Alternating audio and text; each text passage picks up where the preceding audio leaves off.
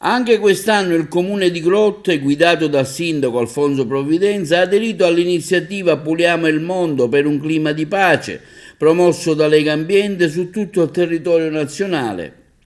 In programma nella giornata di ieri, all'altezza dell'abbeveratoio comunale di Grotte, è divenuto oggi un luogo in cui gli incivili abbandonano i rifiuti di ogni genere. Insieme con i volontari di Lega Ambiente e gli alunni delle quinte classi dell'Istituto Comprensivo Angelo Roncalli, diretto da Antonina Ausilia Uttilla, l'area prospiciente dell'abbeveratoio comunale è stata ripulita da ogni genere di rifiuto. L'obiettivo dell'iniziativa è stato quello di sensibilizzare i ragazzi e gli adulti ad avere rispetto per l'ambiente e nel contempo contrastare l'inciviltà che spesso si traduce in abbandono sconsiderato dei rifiuti a danno dell'intera collettività. Sono l'assessore Anna Todro alla pubblica istruzione al servizio civile. Siamo nell'edizione Puliamo il mondo 2023, siamo qui insieme all'amministrazione comunale di Grotte, siamo presenti insieme a una delegazione di due classi del Plesso Roncalli. Ringrazio la preside Maria Ausilia Ottilla per questa opportunità che ci ha dato e per la loro presenza.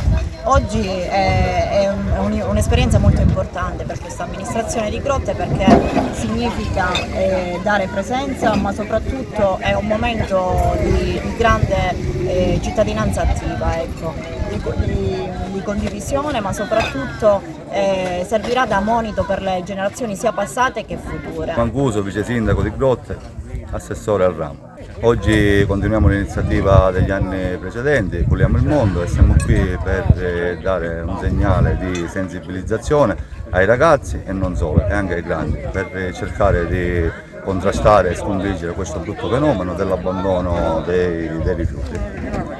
Ringraziamo l'associazione Padre Vinti, la preside dell'Istituto Angelo Roncalli e tutti i collaboratori. Un ringraziamento da parte del nostro sindaco Alfonso Provvidenza, che oggi per motivi tecnici non è potuto essere qui presente.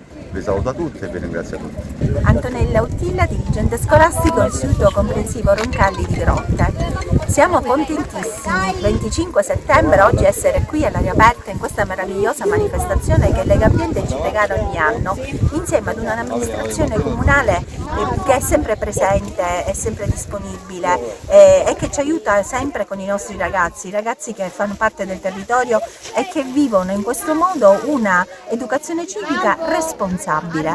Quello che facciamo sui libri ha ben poco a che fare se poi non ci sono queste attività in cui i ragazzi capiscano esattamente cosa vuol dire non demandare agli altri la responsabilità di un atto che interessa a me personalmente, nel senso che io devo cominciare a non sporcare, perché nessun altro poi non deve venire a pulire quello che ho sporcato io.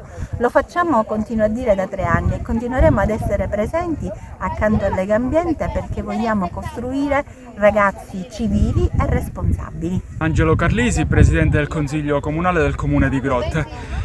Siamo felici e contenti di ospitare oggi nella nostra comunità l'iniziativa di Lega Ambiente Puliamo il mondo, un'iniziativa che vede una sinergia tra il Comune di Grotte, l'amministrazione comunale che ha voluto fortemente questa iniziativa e la scuola. Il Comune e la scuola sono 2 agenzie educative che in sinergia lavorano per il territorio. Come diceva la dirigente scolastico, la dottoressa Ottilla, l'educazione civica, questa è un'educazione civica che si vive. Nei libri di testo adesso si usa chiamare l'educazione civica service learning, nel senso che è l'educazione civica che si apprende nei banchi di scuola poi viene applicata all'interno della comunità. Quindi queste sono delle iniziative in cui vedono la comunità scolastica aprirsi al territorio e fare delle azioni concrete a favore del territorio.